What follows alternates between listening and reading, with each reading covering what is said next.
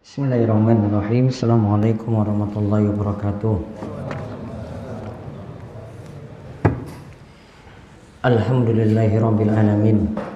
Hamdan katsiran thayyiban barakan fi kama yuhibbu rabbuna wa yarda. Wa asyhadu an la ilaha illallah wahdahu la syarikalah wa asyhadu anna Muhammadan abduhu wa rasuluh. Allahumma salli ala nabiyyina Muhammad wa ala alihi wa sahbihi wa sallam. Puji syukur kita panjatkan pada Allah. Salawat dan salam semoga tercurah pada junjungan kita Nabi Nabi Agama Muhammad sallallahu alaihi wasallam. Bapak, Ibu, para jamaah sekalian, pada malam hari ini kita bersyukur atas nikmat yang telah Allah anugerahkan pada kita. Di sela waktu-waktu luang kita yang ada, kita bisa duduk lagi dalam majelis yang mudah-mudahan bawa berkah pada kita dengan berkah ilmu, dan kita diberi taufik untuk mengamalkan setiap ilmu yang telah kita pelajari. Baik, kali ini kita membahas kitab Umdatul Ahkam yang disusun oleh Syekh Abdul Ghani Al-Maqdisi, berisi hadis-hadis yang diriwayatkan oleh Imam Bukhari dan Muslim, di mana mereka berdua bersepakat akan hadis tersebut. Kali ini kita masih seputar masalah sholat, masuk pembahasan sholat Id.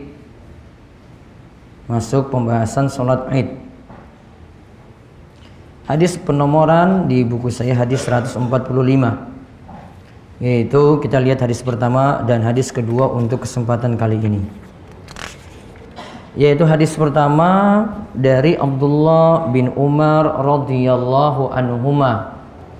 Dari sahabat Abdullah bin Umar radhiyallahu anhuma, ia berkata, kana Nabiyyu sallallahu alaihi wasallam wa Abu Bakrin wa Umaru yusalluna al-idaini qabla al-khutbati. Ibnu Umar mengatakan, Nabi sallallahu alaihi wasallam, juga Abu Bakar, juga Umar, mereka melaksanakan sholat Id.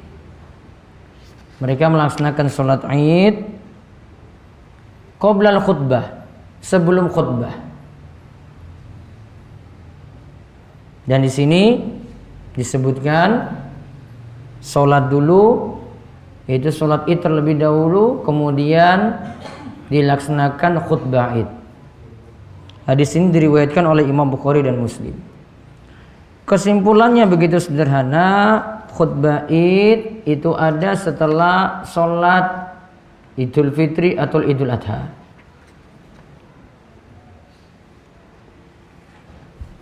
Sekarang kita lihat terlebih dahulu pengertian Id. Id itu apa?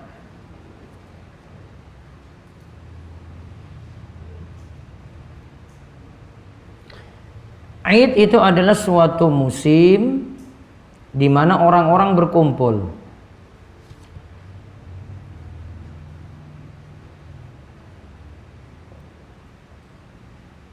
Dan bisa jadi berulang setahun, sebulan, atau sepekan sekali.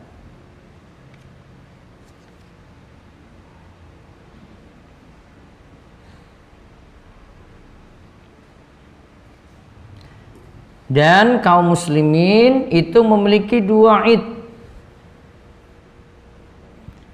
yang berulang tiap tahun, yaitu Idul Fitri dan Idul Adha.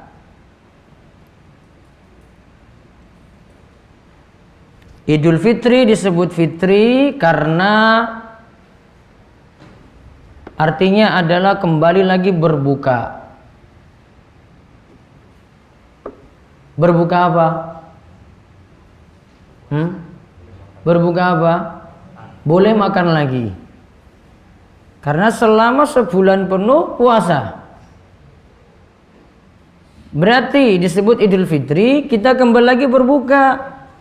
Maka hari senang-senang kembali lagi boleh makan.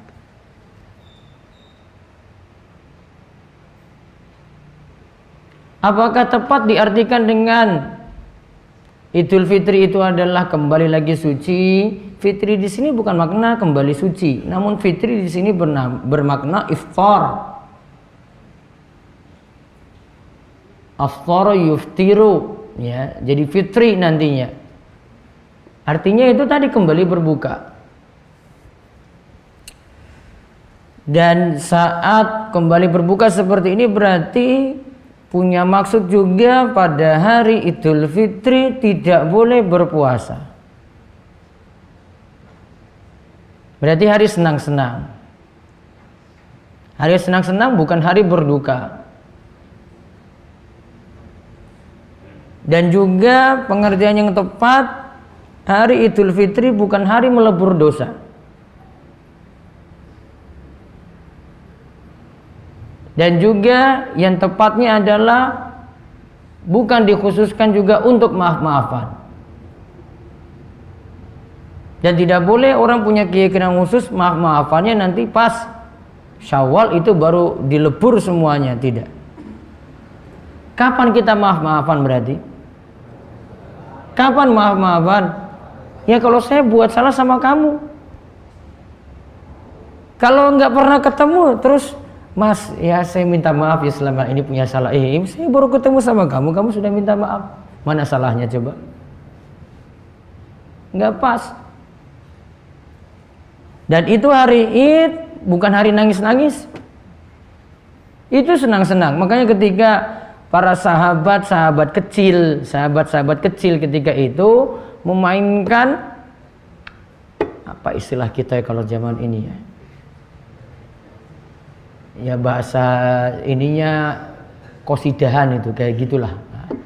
Namun bukan kayak gitu sebenarnya. Mau bilang pasin juga ya agak sulit. Namun dimainkan oleh anak-anak perempuan yang masih kecil. Nabi SAW melihat mereka main alat-alat seperti itu, ya, kayak rebana seperti itu. Kemudian Nabi SAW biarin mereka main, biarin itu karena itu Id mereka. Itu adalah hari raya mereka. Biarkan mereka bersenang-senang. Namun yang main siapa tadi? Anak kecil perempuan. Berarti bukan laki-laki. Kalau laki-laki sudah seperti itu, maka dia akan mengeluarkan nada-nada yang akan menyerupai perempuan. Jadi terdengar enak gitu. Coba antum lihat penyanyi-penyanyi coba. Kalau penyanyi laki-laki itu dia akan mendayu-dayukan suaranya jadi mirip perempuan.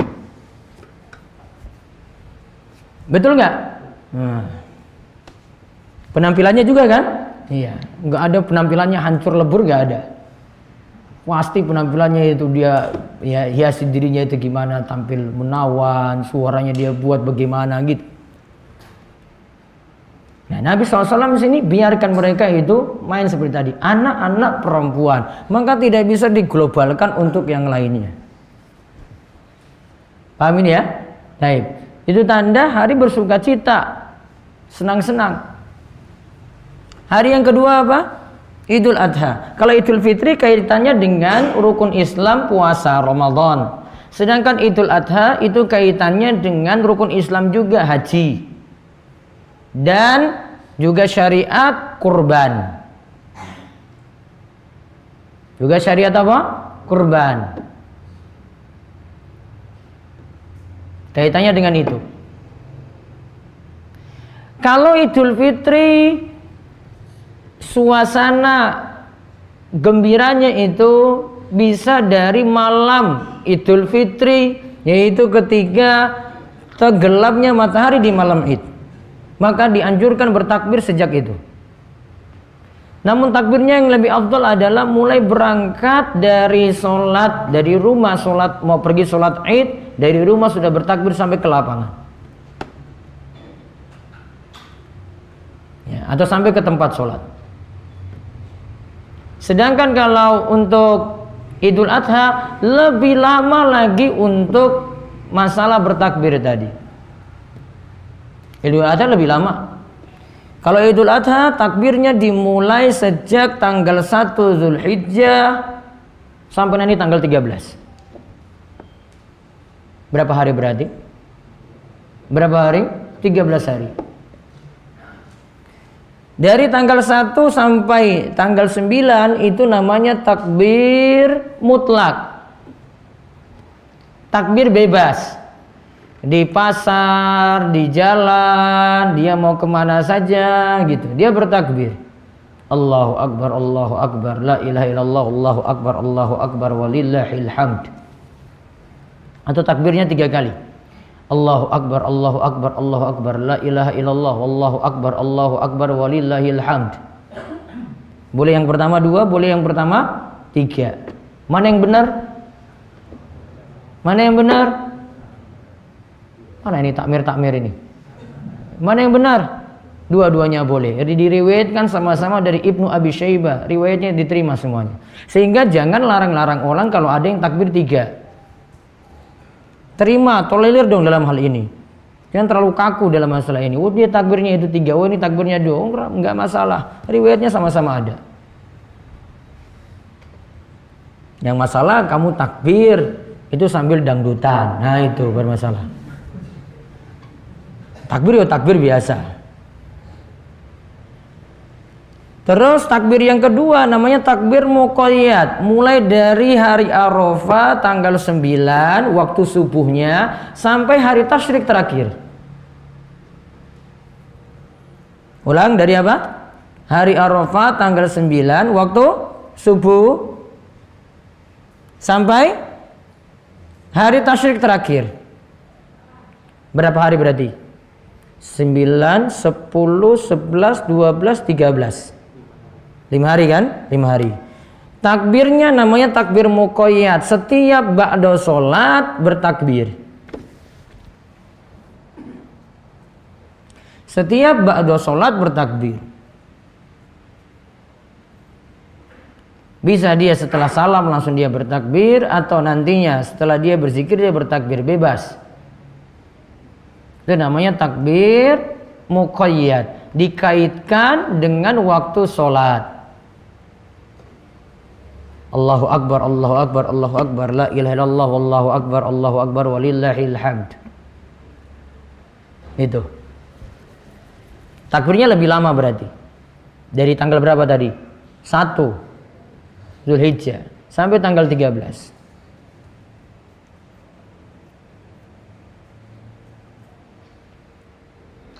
Nah, suasana Id di sini lihat dikatakan sholat Idnya dilakukan dulu dalam hadis ini ya. Sholat Id dulu kemudian khutbah. Sholat Idnya sepakat ulama 2 rakaat. Sekarang beberapa poin tentang sholat Id. 1.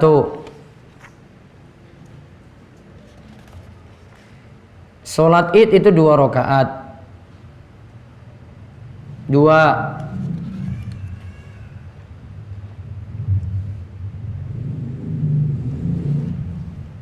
Hukum sholat Id adalah sunnah muakkad. Hukum sholat Id adalah sunnah muakkad. 3. Wanita sekalipun mengalami haid tetap diperintahkan untuk keluar.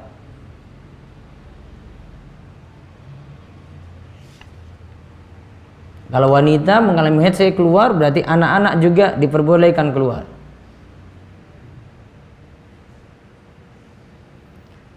Terus syarat sholat Id. Syarat mendirikan sholat Id ada 4. 1.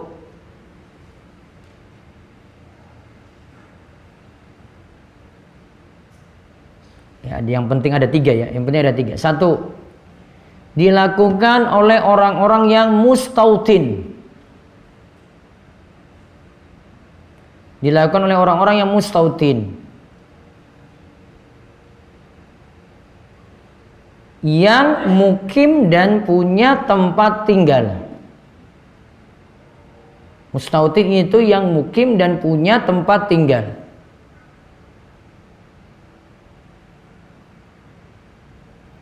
Dan di tempat tinggalnya sini permanen. Artinya selamanya dia tinggal di situ. Berarti ada enggak yang bukan mustautin di sini? Ada musafir. Contoh gimana? Musafir di kapal besar. Di kapal itu semuanya musafir. Maka syariat untuk sholat id di sini kalau disyaratkan mustautin, dan ini jadi pendapat jumhur, ini Hanafiyah, Malikiyah, Hanabilah.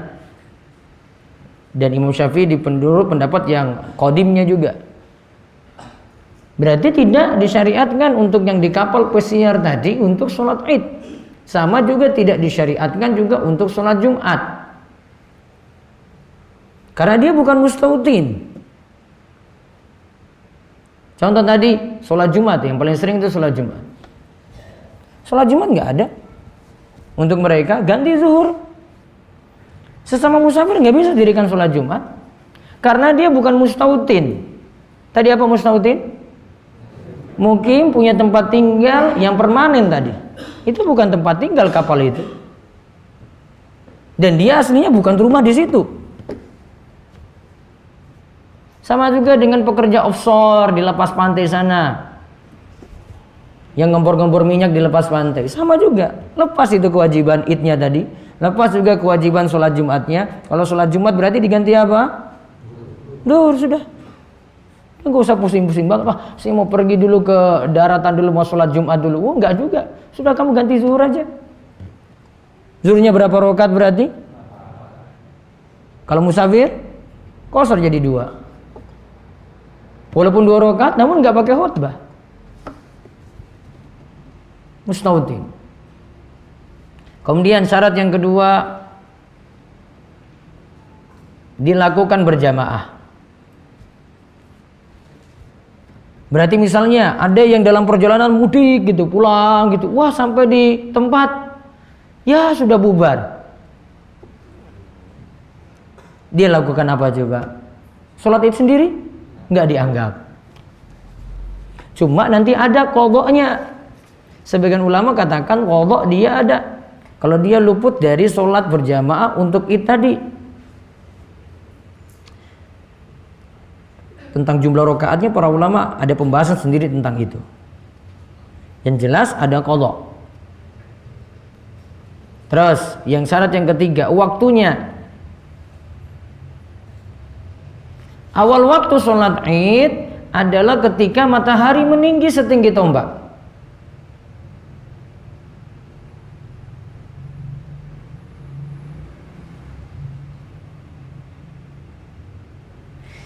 Tombak itu, ini kalau gambarannya itu isna asyara sibron, yaitu setinggi tombak. Nanti diukur itu mataharinya ya. Setinggi tombak itu 12 nih shibron, jengkal. Berapa meter ini berarti? 12 ini. Nah terus dengan ukur itu mataharinya. Oh ini tak ukur dulu. Oh ini setinggi tombak ini. Pusing kan? Nah, berapa menit lah kira-kira setelah matahari terbit. Nah itu baru paling gampang kita dekati. Paling gampang didekati dengan sekitar 10 sampai 15 menit setelah matahari terbit. Misalnya di Jogja itu matahari terbit jam berapa? Matahari terbit jam berapa? Jam 6. Jam 6 kamu baru bangun mungkin itu. Jam berapa? 5 5.11 matahari terbit 5.11 ditambahkan taruhlah 10 sampai 15 menit lagi kan, berarti tambah 15 berapa berarti 5.26. Nah itu sudah mulai waktu sholat id tadi. 6:30 sudah masuk belum? Sudah. Jam 7 sudah lebih-lebih lagi, sudah panas. Kalau berarti sholat idnya dilaksanakan 6:30, di Jogja sudah masuk. Itu awal waktunya. Akhir waktu sholat id sampai waktu zawal. Sampai waktu zawal. Yaitu mendekati zuhur. Kira-kira 15 menit sebelum zuhur. Kira-kira 15 menit sebelum zuhur. Dan waktu yang disebutkan sini awal waktu, akhir waktunya tadi, itulah yang dimaksud juga dengan waktu sholat duha. Berarti waktu sholat duha mulai jam berapa? 15 menit setelah matahari terbit. 5:30 sudah boleh atau belum saat ini? Sudah boleh. Sholat isyraq, sholat syuruk itu kita nunggu dari subuh ya, itu sampai jam segitu. Dia nunggu sampai 5:30, lalu dia lakukan sholat 2 rakaat. Nah itu sholat syuruk. Dan itulah waktu sholat duha di awal waktu. Dan sholat syuruk atau isyraq sama seperti sholat duha di awal waktu. Berakhir sholat duha berarti juga menjelang zuhur.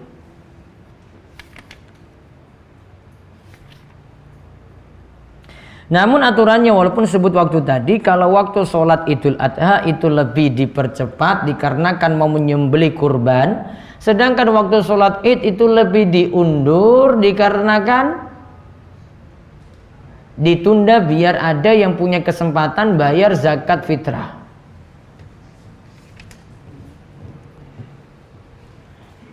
Nah syaratnya itu 3 tadi. Sekarang pertanyaannya lagi, sholat Id apa boleh dilakukan di masjid? Kan biasanya kita tahu itu di lapangan. Iya, dianjurkan di lapangan. Namun masih dibolehkan di masjid, kata Imam Nawawi, dibolehkan tanpa dianggap makruh sholat Id di masjid selama ada uzur. Ijma para ulama dibolehkan hal itu. Dan masih dibolehkan kalau dalam mazhab Syafi'i, masih dibolehkan juga sholat Id di masjid. Berarti sholat Id di lapangan itu bukan syarat. Namun Rasulullah SAW lakukan di lapangan. Kalau ada yang lakukan di masjid, sah atau tidak? Sah. Masih tetap sah.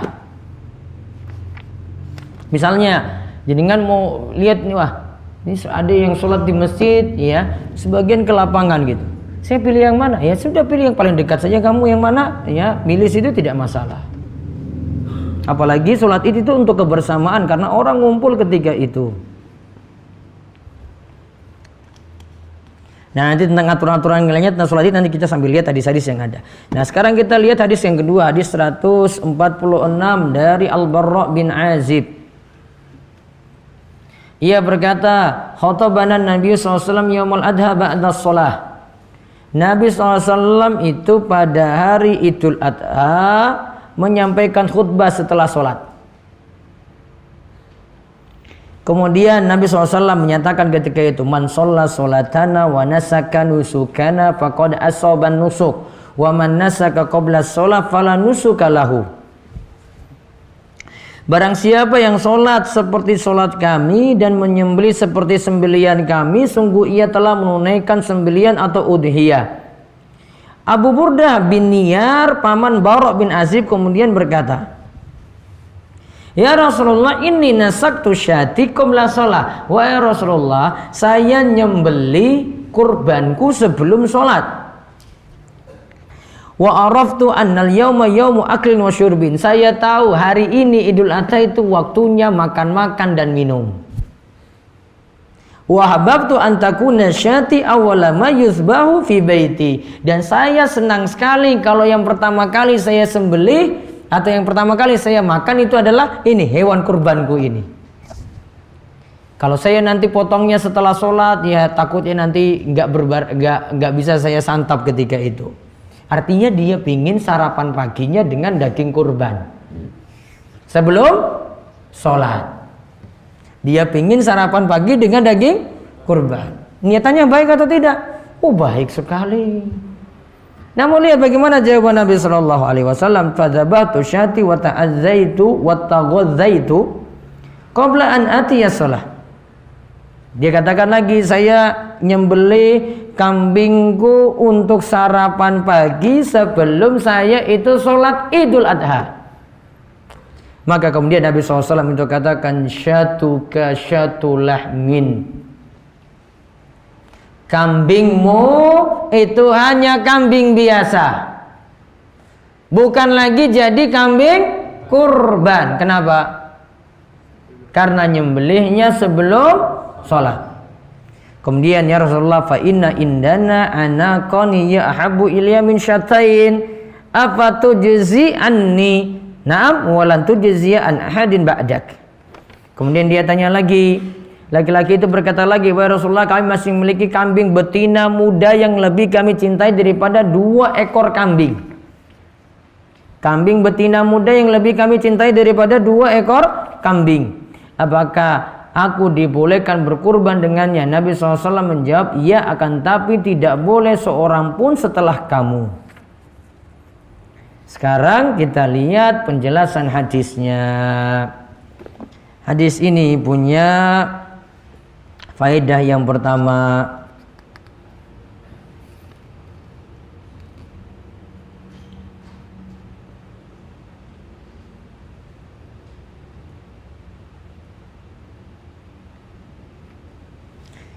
Tadi kita lihat khutbah. Khutbahnya setelah sholat apa sebelum sholat? Setelah sholat. Berarti faedah yang pertama, khutbah sholat id itu sesudah sholat id.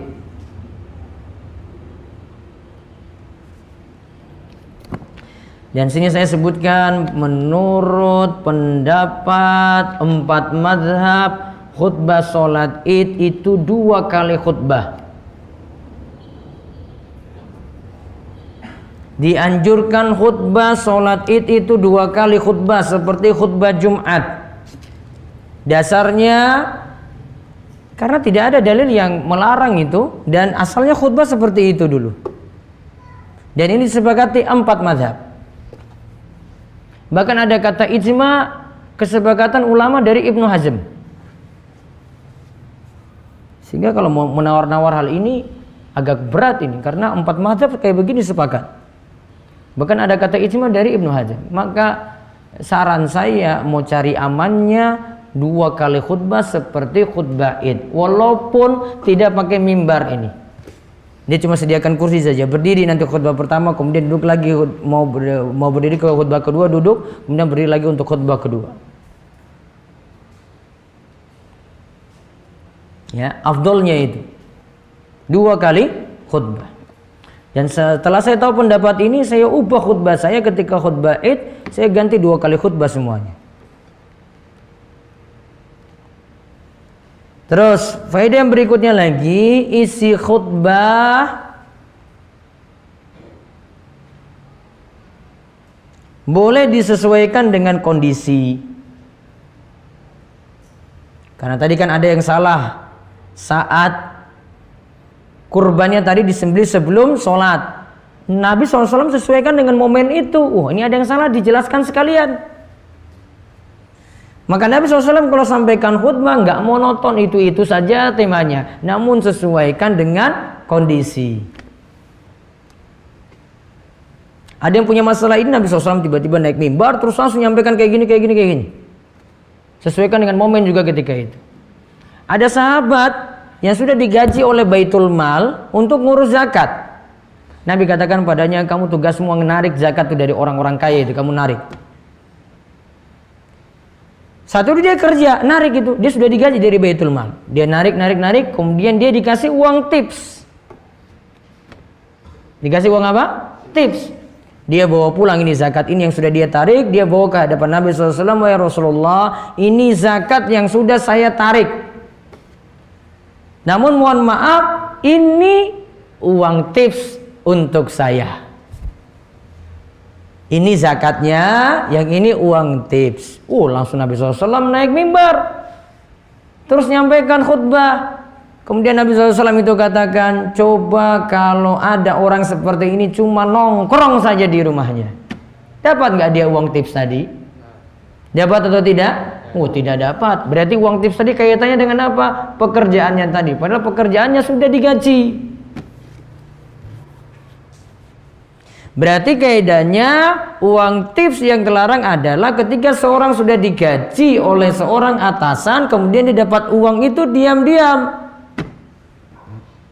tanpa persetujuan dari atasannya tadi, padahal dia sudah digaji, punya gaji pokok.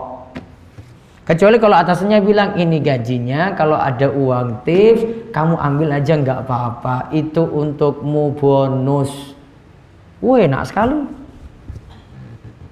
Namun kalau sudah digaji kayak tadi, dia nggak bilang kayak gitu, maka nggak boleh. Kalau diambil namanya uang khianat.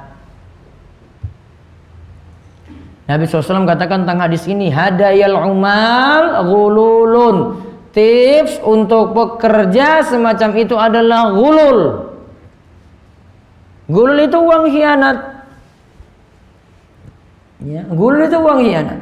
Maka Nabi SAW sampaikan ceramah atau khutbah tadi sesuai dengan momen. Beliau naik mimbar sesuaikan dengan momen ini. Terus faedah yang lainnya lagi. Tidak boleh menyelisihi ajaran Nabi Shallallahu Alaihi Wasallam yang sudah ditetapkan. Contohnya kalau dalam kasus ini kurban ya. Contohnya dalam kasus ini kurban tidak boleh disembelih sebelum sholat. Dianggap apa tadi? Cuma kambing biasa, bukan kambing kurban. Boleh dimakan atau tidak? Boleh. Namun statusnya bukan kambing kurban. Halal nggak? Halal. Ya seperti kamu makan sate lah. Halal itu. Namun kalau dianggap kurban, enggak kurban. Sama seperti orang itu kurban, namun dia tidak penuhi syarat-syaratnya. Karena dalam kasus ini nanti cerita terakhir itu ada tadi disebutkan anakon, ada kambing betina. Ini maksudnya yang kecil, dia masih kecil, di bawah umur standar untuk kurban. Kambing untuk standar kurban berapa tahun? Berapa tahun? 1 tahun. Ada yang di bawah standar ini masih di bawah standar. Rasulullah SAW katakan, ya itu boleh untukmu. Yang lainnya enggak. Oh berarti spesial untuk dia saja. Misalnya ada kambing, kok tidak memenuhi standar 1 tahun tadi, ya. Baru misalnya 7 bulan, terus sudah disembelih jadikan kurban, dagingnya halal enggak? Halal, namun bukan disebut hewan kurban. Boleh dimakan nggak berarti? Boleh. Boleh nyate nggak dengan daging itu? Boleh. Namun kurban nggak? Nggak. Cuma makan-makan saja. Itu.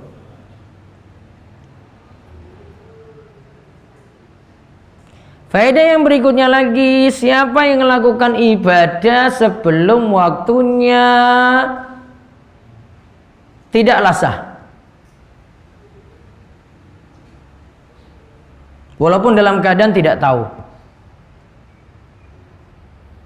Siapa yang melakukan ibadah sebelum waktunya maka tidaklah sah. Walaupun dia tidak tahu hukumnya. Disuruh ulang. Contoh apa? Dia kerjakan sholat subuh jam 3:30, belum azan subuh. Sah atau tidak? Sah atau tidak? Tidak sah. Disuruh ulang enggak? Disuruh ulang. Ketidaktahuannya untuk ini dianggap tetap disuruh ulang. Wah, saya kan nggak tahu, ya. Saya nggak tahu waktunya. Saya kira itu sudah masuk subuh. Iya Pak, disuruh ulang itu ibadah tadi.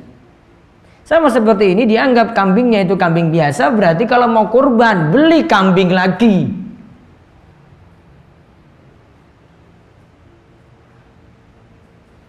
Kemudian faedah yang berikutnya lagi, asalnya hewan kurban yang belum memenuhi umur tidak sah untuk dijadikan kurban. Karena tadi diceritakan ini kambingnya masih kecil. Ada tadi sahabat yang tanya, laki-laki tadi yang tanya, Abu Burda, dia tanya, boleh enggak saya sembelih kambing ini masih kecil? Bagi dia boleh, yang lainnya tidak. Spesial berarti. Maka asalnya kambing atau sapi atau unta yang ingin jadikan kurban harus memenuhi umur. Kambing berapa tahun tadi standarnya? 1 tahun. Sapi berapa Pak? 2 tahun. Unta? Waduh, nggak pernah ya. Sudahlah, sampai sapi aja. Berarti kalau sapinya belum sampai 2 tahun dijadikan kurban, maka dianggap bukan kurban karena tidak memenuhi standar umur.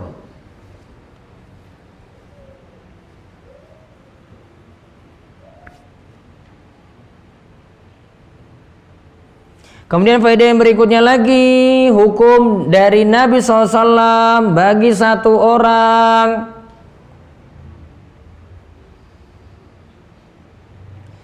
asalnya berlaku untuk lainnya. Asalnya berlaku untuk lainnya. Kecuali jika Nabi SAW khususkan. Asalnya hukum itu, kalau Nabi SAW menjelaskan hukum A, hukum B, hukum C, itu asalnya yang lainnya juga kena. Yang lainnya boleh laksanakan. Kecuali Nabi SAW spesialkan, nah untuk kamu saja, yang lainnya nggak boleh. Oh berarti cuma orang ini saja, yang lainnya tidak. Namun kalau tidak ada kalimat seperti ini dari Nabi SAW, berarti yang lainnya boleh. Contoh, Nabi SAW sampaikan kepada Abu Hurairah, saya wasiatkan untukmu lakukan 3 hal. Apa wasiat Nabi SAW pada Abu Hurairah? 1, sholat witir sebelum tidur. 2, lakukanlah sholat duha. 3, lakukanlah puasa sebulan itu minimal 3 hari. Ulang coba. 1, sholat witir sebelum tidur. 2, sholat duha. 3, puasa 1 bulan minimal 3 hari. Witir sebelum tidur berarti itu kan untuk Abu Hurairah, yang lainnya juga berarti boleh. Apalagi kalau sudah tahu nggak bisa bangun malam karena tidurnya telat, boleh sebelum tidur lakukan sholat witir. Dan sholat witir juga boleh nanti dilakukan setelah bangun tidur. Berarti kalau sudah dilakukan sebelum tidur, dia tidak tutup witir lagi nanti ketika bangun, cuma tahajud saja. Iya kan? Karena tidak boleh ada 2 witir dalam 1 malam. La witrani fil lail, kata Nabi SAW. Tidak boleh ada 2 witir dalam 1 malam. Karena witir tambah witir jadinya genap. Iya kan? Nggak disebut witir lagi. Apalagi yang kedua wasiatnya tadi pada Abu Hurairah, lakukan sholat duha. Kenapa Abu Hurairah lakukan sholat duha? Malamnya sibuk murojaah. Murojaah apa? Hadis. Karena 5 ribuan hadis yang Abu Hurairah hafal. 5 ribuan hadis. Butuh diulang-ulang biar hafalannya itu kuat. Manfaatnya lebih besar kalau dia mikirkan untuk bangun malam, dia mikirkan untuk sholat malam, yang ini nggak bisa dia ulang, hadis ini nggak bisa dia ulang. Maslahatnya lebih besar kalau dia jaga hadis. Itu. Maka ada suatu amalan, walaupun dia ini amalannya mungkin biasa, namun manfaatnya untuk umat. Dengan sholat malam dia bisa kalahkan. Seperti tadi orang sibuk belajar di malam hari, seperti Abu Hurairah, ya akhirnya tidak sempat sholat malam. Sibuk apa tadi? Menghafal hadis. Kita menghafal hadis enggak, sholat malam juga tidak. Musibah berarti. 2 pilihan tadi. Nah, enggak sholat malam, sholat malamnya diganti apa tadi? Duha. Sholat malamnya diganti sholat duha tadi. Karena nggak sempat bangun malam, sibuk murojaah hadis. Murojaah itu mengulang-ulang hadis terus gitu. Maslahatnya lebih besar. untuk Abu Hurairah. Namun itu berlaku juga untuk kita. Kita juga dianjurkan sholat duha dan boleh dilakukan setiap hari. Wasiat yang terakhir apa? Lakukan puasa 3 hari. Asalnya 3 harinya bebas. Kalau mau memilih bisa dengan Ayyamul Bid 13, 14, 15. Namun kalau tidak hari itu kita dapati gak punya keluangan waktu, boleh ganti di hari lainnya 1 bulan Hijriah. Yang penting ada puasa 3 hari tadi. Hukumnya sunnah. 3 wasiat ini Nabi SAW tujukan kepada Abu Hurairah. Namun bagi kita pun boleh laksanakan. Berarti boleh witir sebelum tidur, boleh laksanakan sholat duha, boleh juga apa ketiga? Puasa 3 hari setiap bulannya. Baik, kita lanjut pertanyaan. Apakah sah melakukan sholat ketika azan dikumandangkan? Sahnya tetap sah. Namun kalau selain kondisi hari Jumat telat ketika azan saat imam itu naik mimbar, kita itu baru datang pas azan tadi, kondisi ini khusus. Nantinya dahulukan sholat tahiyatul masjid, baru kemudian mendengarkan khutbah.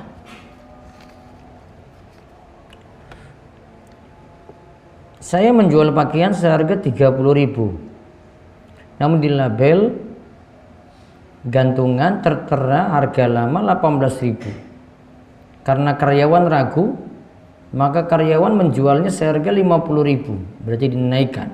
Bagaimana hukumnya? Apakah kelebihan pembayaran uang tersebut halal buat saya? Asalnya masih boleh. Kalau ini dia yang punya barang, kemudian dia mau menaikkan dari harga modalnya tadi. Kalau dia itu modalnya 30. Ini saya masih belum paham, namun ini pemahaman saya.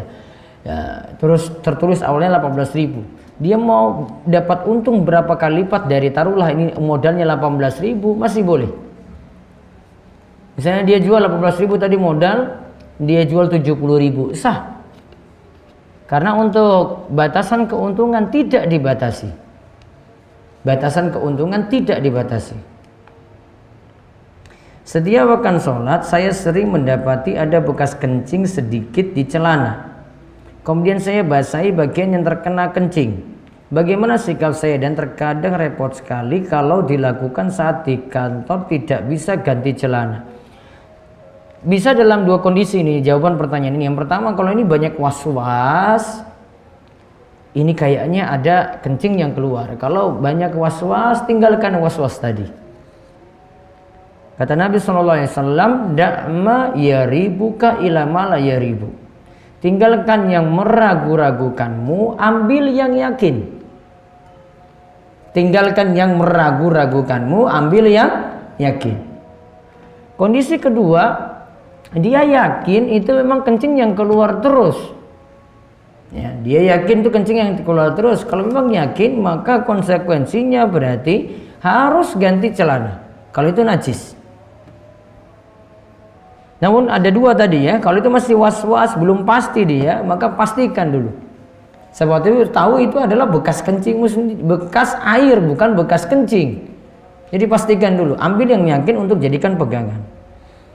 Bolehkah kita witir setelah sholat isya langsung? Padahal kita misal ingin tidur jam 10 malam. Boleh. Dalam penjelasan Matan Al-Ghaya wa Takrib karya Al-Qadi Abu Syuja', dia sebutkan untuk sholat isya itu setelah sholat isya.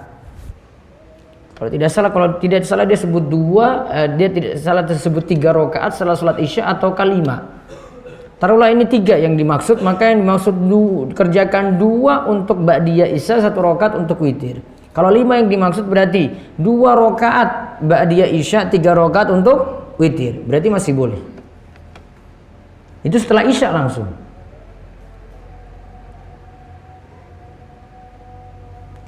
Ustaz, kenapa masih banyak sekali orang beribadah dengan musik padahal yang diperbolehkan hanya untuk anak perempuan saja? Wallahu a'lam. Saya nggak tahu. Ini sudah tahu hukumnya tadi. Asal ibadah itu tidak dengan nyanyi-nyanyian. Asal ibadah, ibadah tidak diiringi seperti itu asal ibadah. Kalau ibadah diiringi dengan nyanyian, berarti orang akan mau mendengar nyanyiannya, bukan mendengar ibadahnya. Coba nanti renungkan sendiri. Saya mendapat uang tips dari orang lain saat saya survei lokasi untuk perizinan. Uangnya sekitar lebih dari 500.000 di tempat saya dulu. Uang tips ini sepertinya sudah dilazimkan, diambil oleh yang mendapatkan. Bagaimana saya menyikapinya? Menyikapinya adalah tidak dimanfaatkan. Kalau sudah terlanjur dimanfaatkan, keluarkan uang itu lagi. Taruhlah dulu pernah manfaatkan uang tips ini 500.000. Maka 500.000 jenengan ambil lagi, seolah-olah ambil lagi dan salurkan untuk kepentingan umum, bank fasilitas sosial atau bantu orang miskin. Bisa salurkan untuk itu. Bagaimana jika menjamak sholat maghrib dan sholat isya dikarenakan alasan mengantuk? Karena masih anak kecil dan seandainya sholat isya tidak dijamak, maka anak tersebut tidak sholat isya. Anak tidak wajib sholat. Cuma dianjurkan ketika 7 tahun diperintahkan sholat. 10 tahun belum balik juga, misalnya 10 tahun belum mau sholat dipukul. Namun kalau dia memang kondisi ngantuk nggak bisa sholat isya, ya sudah. Namun biasakan untuk anak tidur setelah sholat isya. Taruhlah dia anak laki-laki nggak bisa pergi ke masjid dengan bapaknya misalnya, sudah dia sholat isya dulu di luar di rumah, baru kemudian dia tidur. Masih punya kesempatan. Misalnya ini sudah azan isya nih, ya sudah sholat, langsung tidur. Dia tidak diberikan kewajiban untuk ke masjid. Kewajiban ke masjid bapaknya berarti. Saya sholat tahajud tidak pakai surat, hanya Al-Fatihah saja karena kerinan waktu mendekati azan subuh. Oh ya, berarti cuma kejar surat Al-Fatihah supaya dapat sholat tahajudnya. Sah atau tidak? Sah. Ya, secara sah dia tetap dapat sahnya berarti.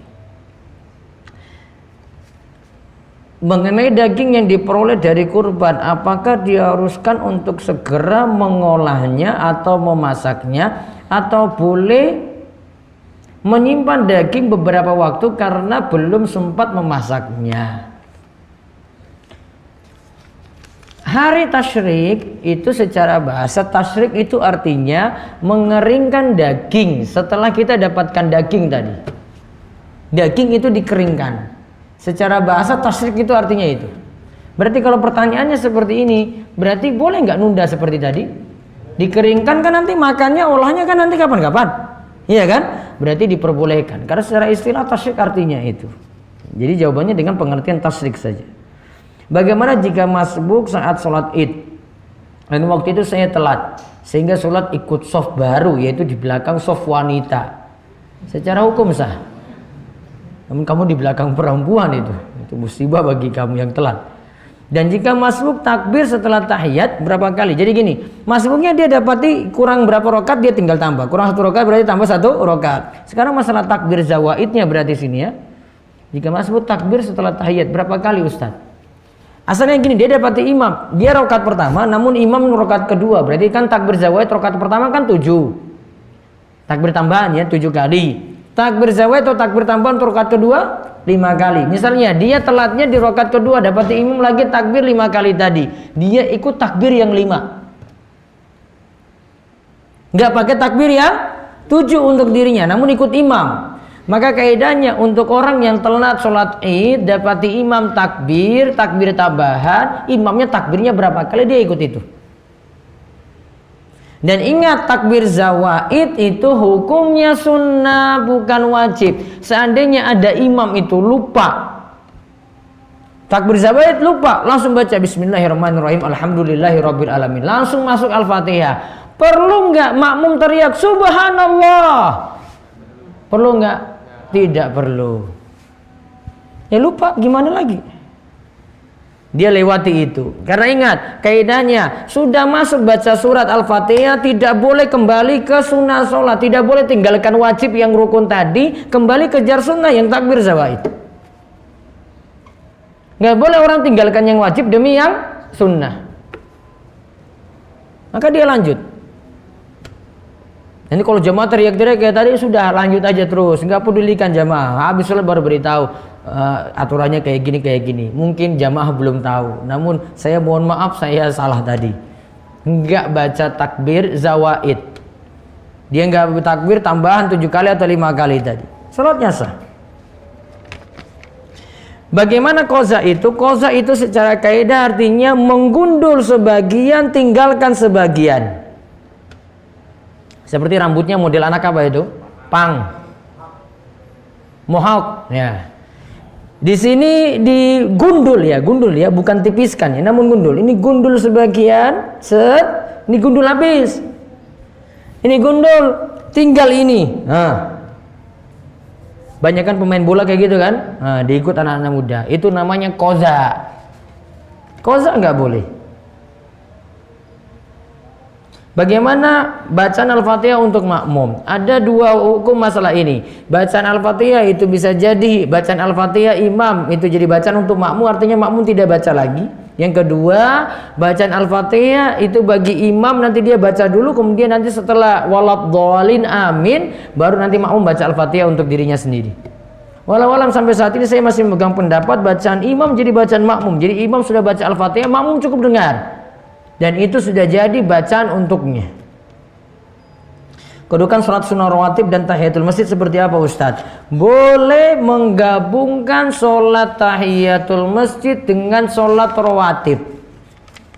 Saya ulang, boleh gabungkan niat sholat tahiyatul masjid dengan rawatib. Nantinya masukkan saja dalam niat rawatibnya. Jadi kerjakan rawatib saja, maka tahiyatul masjid sudah masuk di dalamnya. Sahkah sholat Jumat yang dilakukan di jalan raya, yang khutbah dan imamnya juga di jalan raya? Nah, dia beri contoh lagi seperti kemarin itu. Sah, secara hukum itu sah. Dan sebagian ulama masih berpendapat seperti ini, masih boleh dilakukan di luar dari masjid tadi. Saya pernah membahas masalah ini dan secara hukum masih sah. Saya mau bertanya, saya sedang kuliah di jurusan fisioterapi dan di kuliah saya tersebut mempelajari tentang anatomi tubuh manusia. Saya ada jadwal kuliah tentang materi tersebut. Berhubung dalam satu kelompok saya laki-laki sendiri, yang lainnya perempuan, saya dijadikan sebagai contoh atau bahan praktek oleh dosen saya. Saya buka baju, kemudian dada, lengan dan punggung dicoret-coret pakai spidol. Kalau saya nggak mau. Kalau ada apa istilahnya itu yang patung kayak, itu kalau bisa ada, itu jadi keringanan lebih bagus daripada orang hidup dimainin-mainin gitu.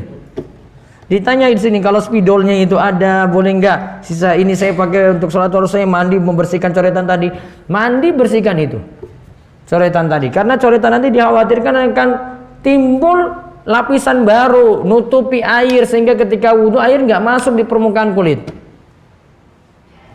Kalau kondisinya seperti itu ya dibersihkan.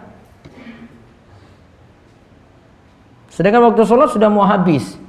Wah, ini berarti nunda-nunda karena ada pelajaran tadi. Baiknya kerjakan sholat di awal waktu sebisa mungkin. Dan badannya itu dalam keadaan bersih. Wallahu a'lam. Jadi itu saja yang kita bahas untuk kesempatan malam hari ini. InsyaAllah pekan depan kita bertemu lagi seperti biasa dengan bahasan Kitab Bulughul Maram, Kitabun Nikah. Baik, itu saja. Mudah-mudahan manfaat dan bawa berkah bagi kita semuanya. Kita tutup dengan doa kafaratul majlis. Subhanakallahumma bihamdika asyhadu an la ilaha illa anta astaghfiruka wa atubu ilaik. Assalamualaikum warahmatullahi wabarakatuh.